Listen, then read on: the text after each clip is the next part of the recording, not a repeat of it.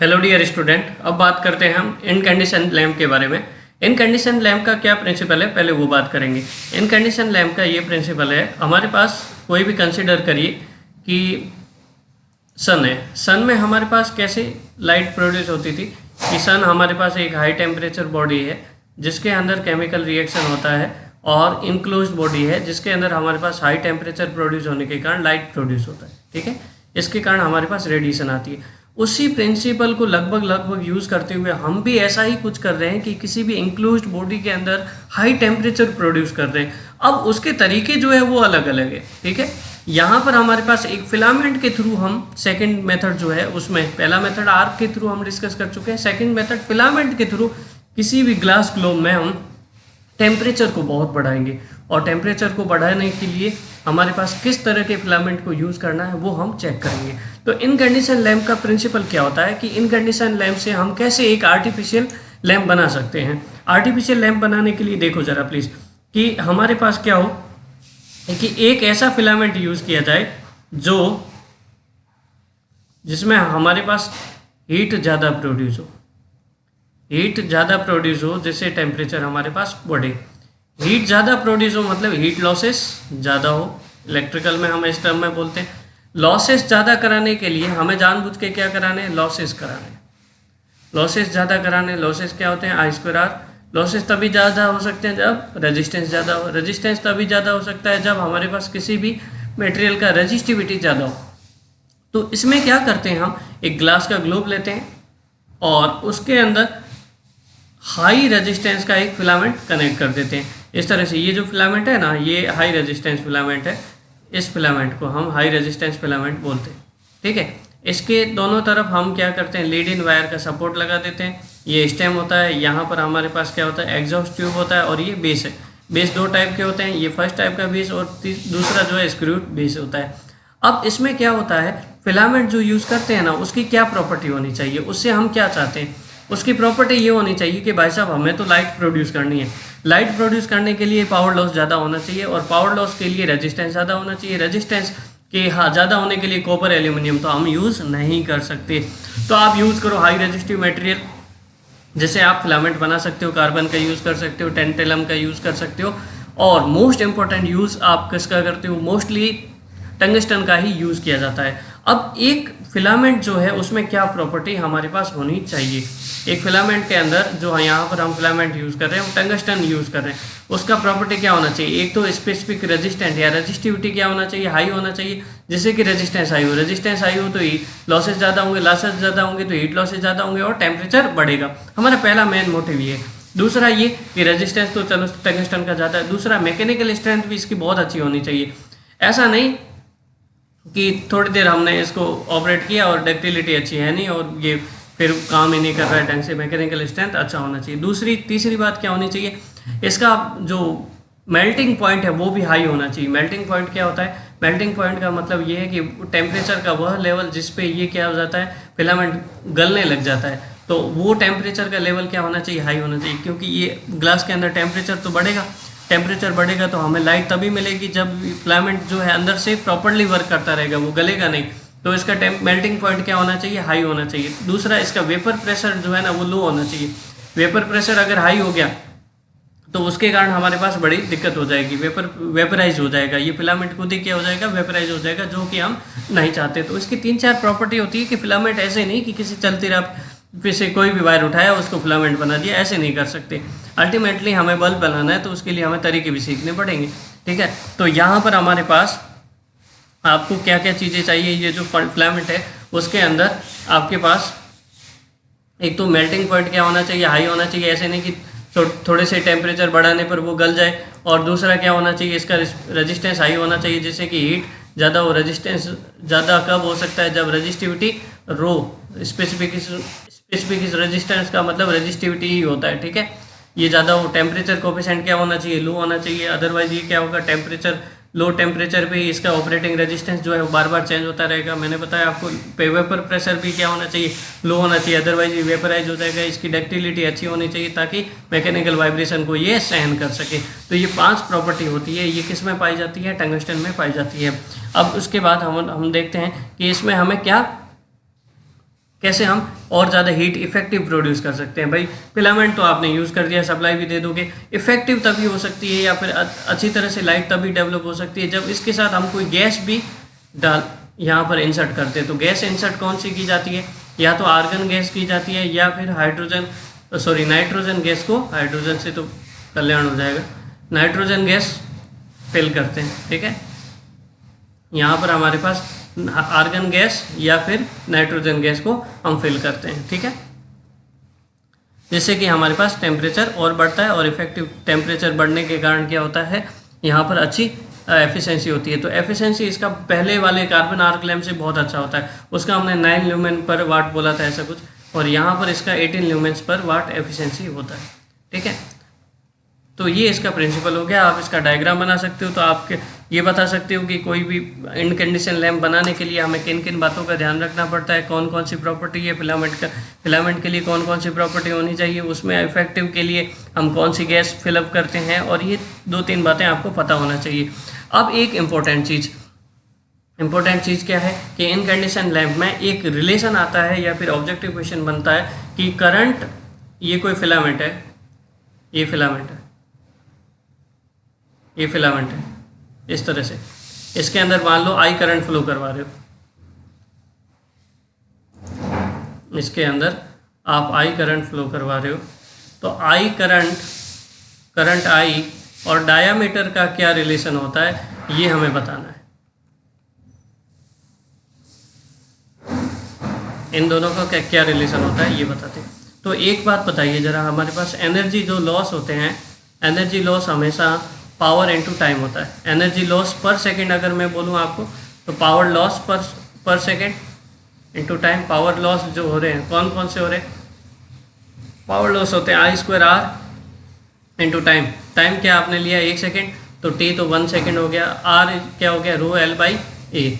Area क्या होता है किसी भी फिलामेंट का, πd²/4, I² into ρL πd²/4, 4 तो ऊपर आ जाएगा। ये एनर्जी लॉस पर सेकंड आ गया। ये एनर्जी लॉस पर सेकंड जो है ना, ये किसके डायरेक्टली प्रोपोर्शनल होता है, एमिसिटिविटी मतलब कितना हमारे पास यहाँ से एमिट हो रहा है लाइट, इंटू एमिसिटिविटी इंटू हमारे पास होता है यहाँ पर साथ में सरफेस एरिया।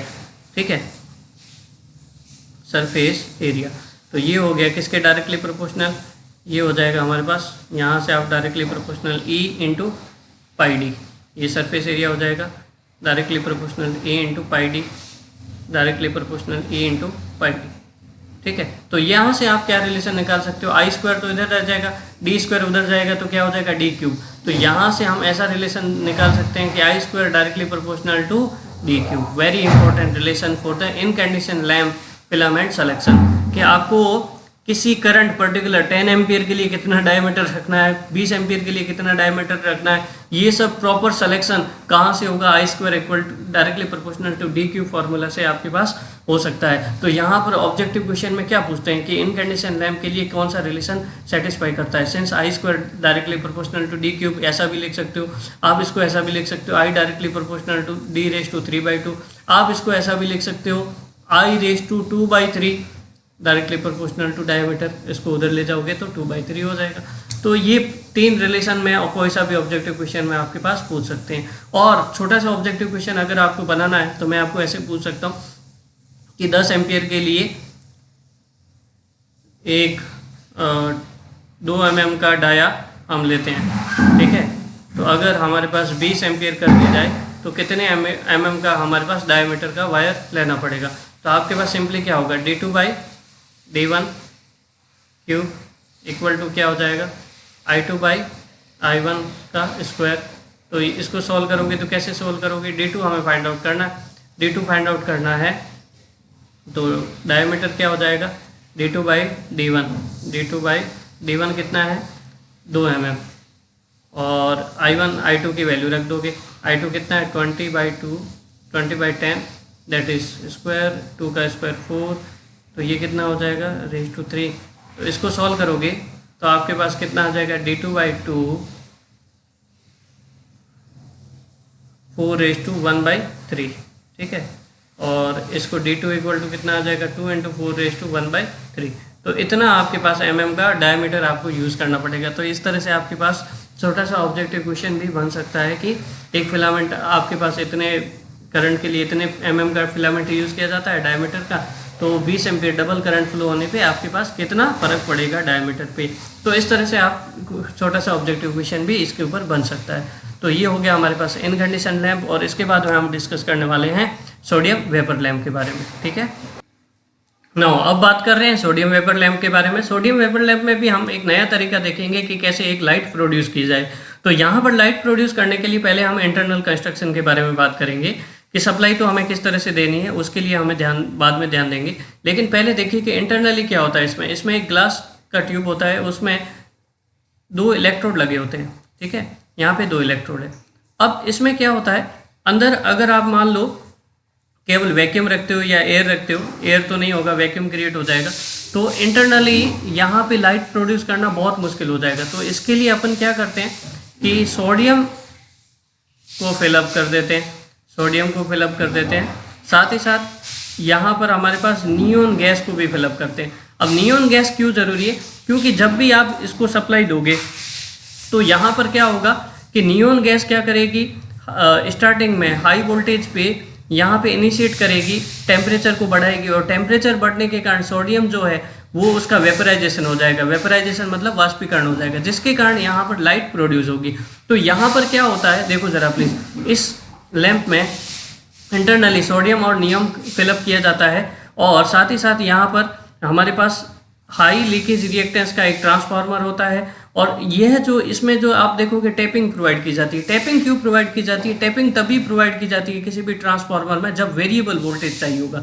अब वेरिएबल वोल्टेज क्यों चाहिए हमारे पास, देखो जितने भी हमारे पास मरकरी वेपर लैंप है, सोडियम वेपर लैंप है, ये लैंप है, इनको स्टार्ट करने के लिए वेपराइजेशन के लिए स्टार्टिंग में हाई वोल्टेज चाहिए होता है। जब रनिंग कंडीशन में आ जाते हैं, नॉर्मल ऑपरेशन में आ जाते हैं, तो लो वोल्टेज चाहिए होता है। तो स्टार्टिंग में हाई वोल्टेज प्रोवाइड करने के लिए ट्रांसफार्मर की टैपिंग को हाई लेवल पे सेलेक्ट किया जाता है। लगभग 450 वोल्ट स्टार्टिंग में अप्लाई किया जाता है। कितना, 450 वोल्ट अप्लाई किया जाता है, जिससे कि नियोन गैस में नियोन गैस टेम्परेचर बढ़ाने का काम करती है, और फिर सोडियम का वेपराइजेशन हो जाता है। सोडियम का वेपराइजेशन हो जाता है तो 10 से 15 मिनट के बाद ये वोल्टेज घट के कितना हो जाता है, 150 वोल्ट हो जाता है। करेक्ट, लो वोल्टेज चाहिए होता है। अब एक बात ये है कि इस लैंप का हमारे पास पावर फैक्टर बहुत पुअर होता है, तो उसके लिए हम क्या कनेक्ट करते हैं, एक कैपेसिटर कनेक्ट करते हैं to improve the power factor. ठीक है, इसके बारे में हमारे पास पीपीटी में क्या लिखा हुआ है उसके बारे में भी हम डिस्कस कर लेते हैं।